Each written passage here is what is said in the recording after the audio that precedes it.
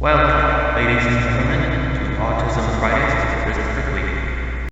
Welcome back to Autism Fridays with Christopher Cleveland. I'm your host, Christopher Cleveland.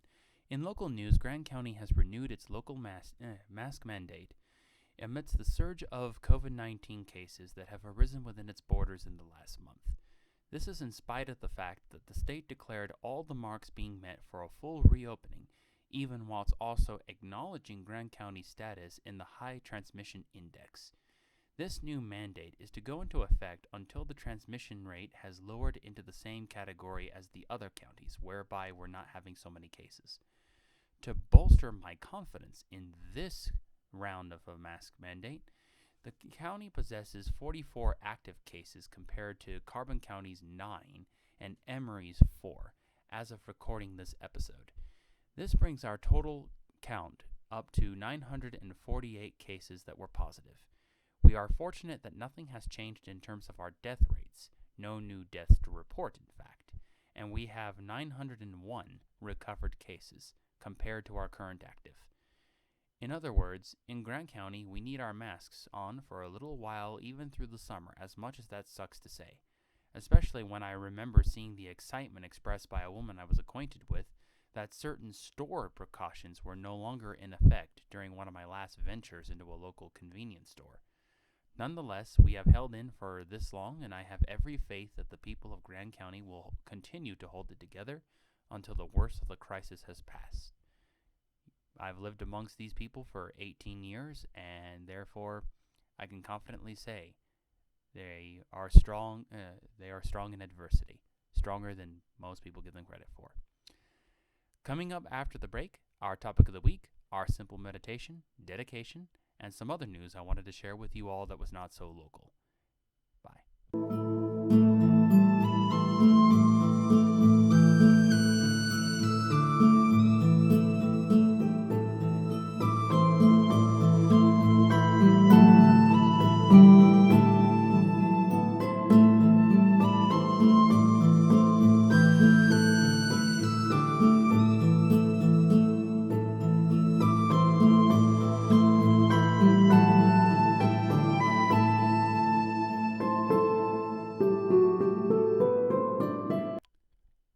Thank you for tuning back into this episode of Autism Fridays with Christopher Cleveland. I'm your host, Christopher Cleveland. For today's topic, I wanted to bring up two things, one of which might have been better suited for local news if it weren't so specific.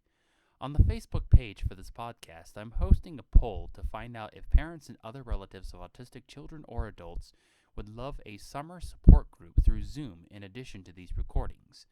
This will also be good for parents that are themselves autistic, and right now I have a vote for both yay and nay. So please use the link in the description to give your thoughts. Please bear in mind as you vote, I would be responsible for making the link, finding experts who join us, etc.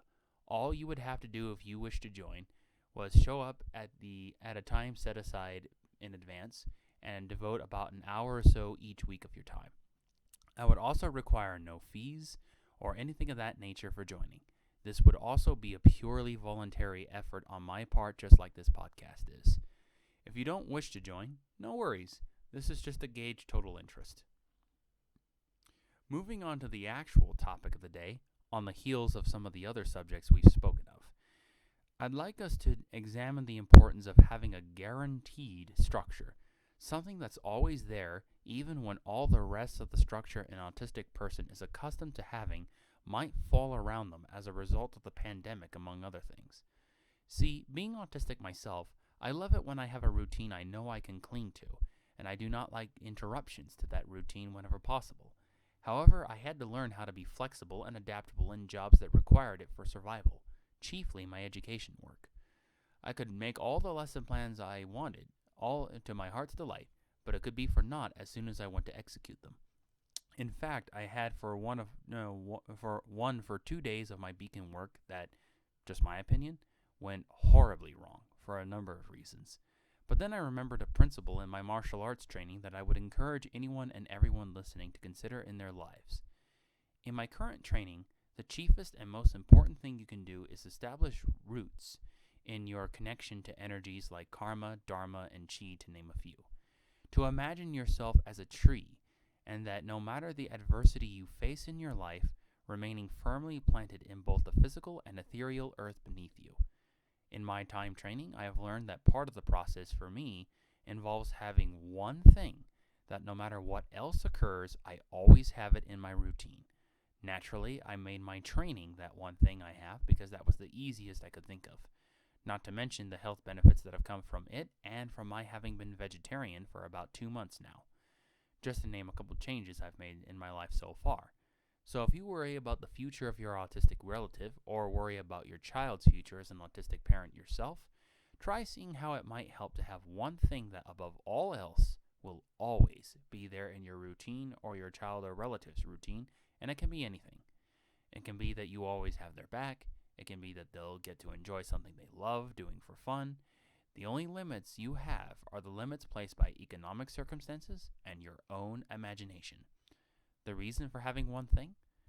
Because a tree can only provide food, shade, and other such benefits when it has at least one root firmly planted in the ground. It can't do any of that if it's been pulled from the ground for its wood. Coming up after the break, our simple meditation of the week and our dedication. Stay tuned.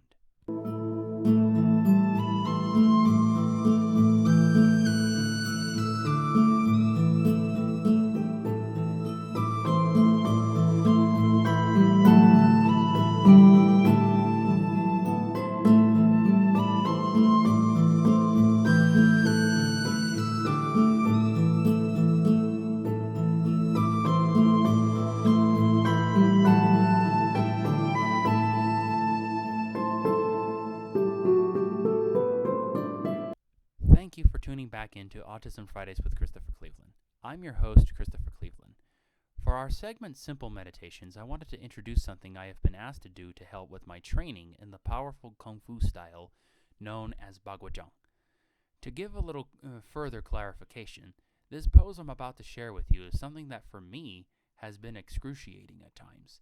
See, when I train in Bagua, shorthand for Baguazhang, I have to ensure that my feet are walking ahead in a circle, whilst my upper body is simultaneously facing the center of a circle I've drawn in my mind.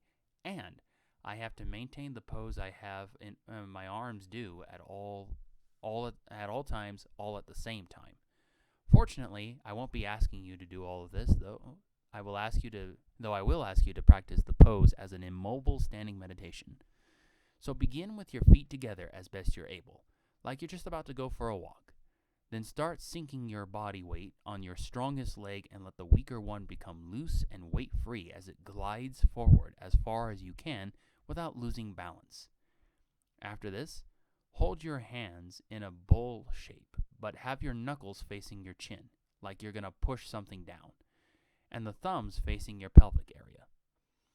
Then, without actually moving your arms from this bold pose, push into the earth, like I said before, as best you can, and stay like that for as long as you can, keeping the arms the same. When you're no longer able to bear the weight on the back leg, switch legs and repeat the process.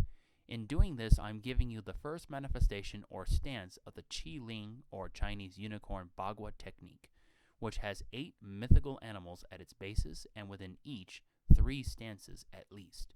To learn more about Baguazhang, you can find videos of it online, the spelling being in the description, or contact me about lessons. Thank you, and see you next time.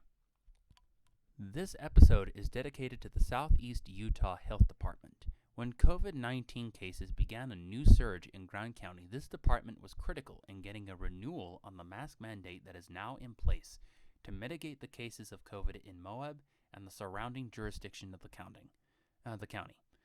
I also got both shots of the Moderna COVID vaccination through the combination of my caregiving job's high priority status and their Moab location's convenience for my traveling. I'll need the booster shot given the new variations, but time will tell whether or not I'll need that soon. Thank you guys for what you do, continue to do, and please don't give up trying to keep us safe from this unprecedented threat to public health. This has been Autism Fridays with Christopher Cleveland, and I'll see you next week. Hi, I'm Christopher Cleveland, creator, host, and director of Autism Fridays with Christopher Cleveland. I am a certified secondary education provider located in Moab, Utah, and I'm here to tell you about my show, Autism Fridays with Christopher Cleveland. If you wish to have optimistic, educational, humorous, fun content which holds ideas for age-appropriate discussions for your autistic child or other relative about the COVID-19 crisis and your state's related efforts to curb its spread, subscribe to my YouTube channel or join the Facebook group Autism Fridays with Christopher Cleveland today.